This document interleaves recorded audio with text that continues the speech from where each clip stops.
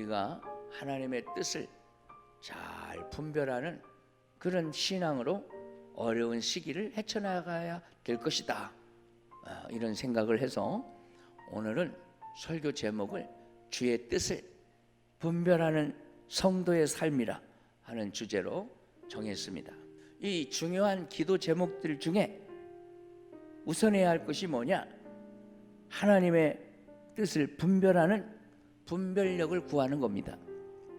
혼란스럽고 복잡한 시대에 분별력이 없으면 신앙에 혼란이 오고 잘못 생각하면 신앙이 타락하고 우리가 또 좌절할 수 있습니다. 그래서 분별력이 성도에게는 신앙을 지키는 일에 있어서 아주 귀한 것입니다. 하나님이 꿈속에서 솔로몬에게 말씀하십니다. 솔로몬아, 내가 네게 무엇을 해주기를 원하느냐? 이렇게 물으니까 이 솔로몬이 참 아름다운 대답을 했습니다. 자기가 아직 나라를 운영해 본 경험이 없고 여러 가지가 부족한 왕으로서 하나님께서 주시는 지혜로 백성들을 분별하며 다스리고 싶으니까 분별할 수 있는 지혜를 달라고 이렇게 원했습니다. 분별력 있는 지혜를 선물로 받을 뿐만 아니라 그가 하나님께 달라고도 안 한 부귀와 영광까지도 하나님은 솔로몬에게 선물로 주셨습니다. 분별력을 얻으려면 우선 뭘 알아야 되냐면 하나님이 원하시는 때를 분별하는 겁니다. 하나님의 때를 분별해야 우리가 인내할 수 있고 그리고 의지를 갖고 믿음의 의지를 갖고 기도하며 견딜 수가 있습니다. 하나님의 때를 짐작하는 사람은 두려워하지 않습니다. 왜냐하면 하나님께서 곧 응답하실 것을 알기 때문에 하나님의 때를 분별할 수 있는 능력을 구하시기를 축원합니다. 간구하면 하나님께서 그 때를 짐작하게 하십니다. 예수님의 동생들이 어느 날 예수님에게 말씀을 합니다. 유대인의 명절이 다가오고 있는데 이 갈릴리 지역에서만 이렇게 사역하지 말고 저 도시 예루살렘에 올라가셔서 거기서 사역을 하면 더 많은 사람들이 보게 되고 듣게 되고 알게 될 텐데 이제 도시로 예루살렘으로 올라가시라 이렇게 동생들이 권합니다. 그때 예수님은 동생들과의 대화에서 뭐라고 대답하냐? 아직 내 때가 안 됐다 그러십니다. 주님의 공적 생애가 시작됐는데도 그 명절에 거기 올라가서 그렇게 일할 때가 아직 아니다 이렇게 말씀하십니다. 물로 포도주를 만드는 가나 혼인잔치의 기적을 행하실 때도 마리아 어머니 마리아가 그 포도주 문제를 얘기할 때에 기적을 베풀기 전에 내 때가 아직 안 됐는데 그러시다가 어머니의 요구가 있고 또 공생의 첫 기적으로 이 즐거운 잔치가 이제 슬픈 잔치가 되지 않도록 좋게 끝내게 하기 위해서 주님은 물을 포도주로 만드는 기적을 베푸신 것을 기록하고 있습니다. 또 신앙생활을 할 때 하나님이 나에게 어떻게 하시겠는가 이것을 생각하면서 기도도 하고 우리가 생을 사는 것인데 하나님의 때를 잘 분별할 수 있는 그런 지혜를 구해야 되겠습니다. 여러분에게 기도할 때에 주실 줄로 믿습니다. 또 한 가지 우리가 두 번째로 이 크리스찬들은 영적 분별력이 누구에게나 필요하다는 겁니다.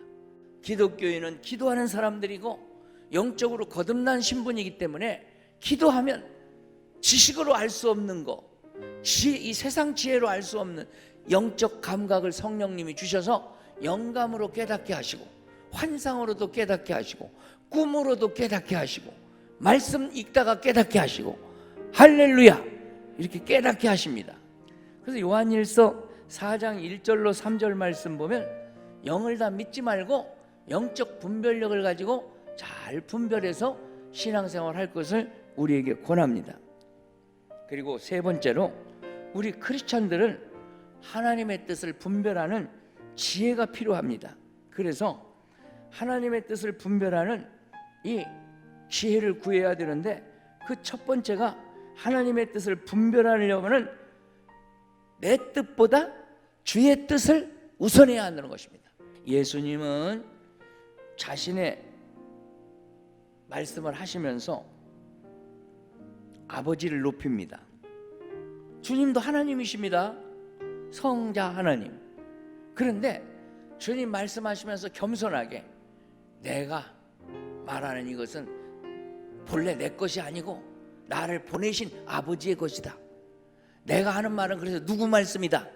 아버지의 말씀이다. 아버지 하나님의 말씀이다. 이렇게 말씀합니다. 여러분도 뭔 말할 때 내 생각을 먼저 말하려고 하지 말고, 내 경험을 먼저 말하려고 하지 말고, 내 속에 주시는 주님의 말씀을 앞세우시기를 축원합니다. 그래야 우리가 진정한 크리스찬입니다. 내 생각, 내 가치관, 내 경험을 앞세우면 인본주의입니다. 그러나 주님을 앞세우고 주님의 말씀을 앞세우면 신본주의입니다.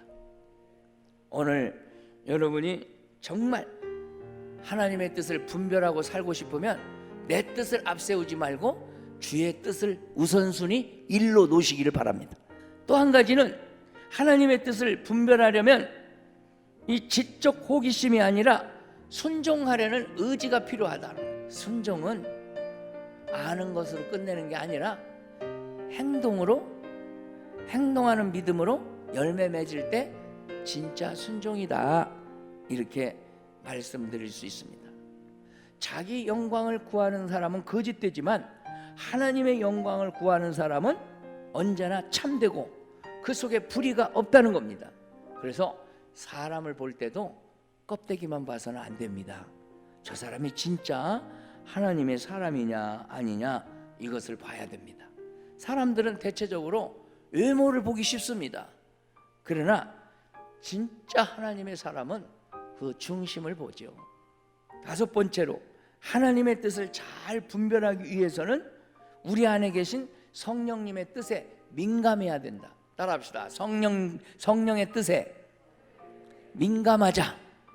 성령님께 민감하라는 것은 항상 우리 속사람의 안테나를 성령께 맞추라는 겁니다.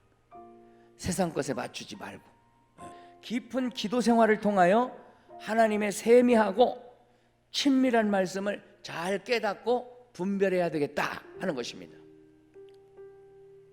하나님의 뜻을 분별하는 데 있어서 기도보다 더 중요한 것은 없습니다. 기도는 하나님과 커뮤니케이션, 소통하는 겁니다. 대화를 나눈 겁니다. 그래서 기도하는 중에 하나님께서 우리에게 분별력도 주시고 분별할 수 있는 지혜의 은사도 주시고 그럽니다. 그럼 여러분, 하나님께 이 지혜의 은사, 지식의 은사를 받아 잘 분별하며 사시기를 축원합니다. 이 신본주의적 대신관계로 하나님의 뜻을 알고 분별하면서 순종하는 삶을 사는 것이 우리의 모토가 되자는 겁니다.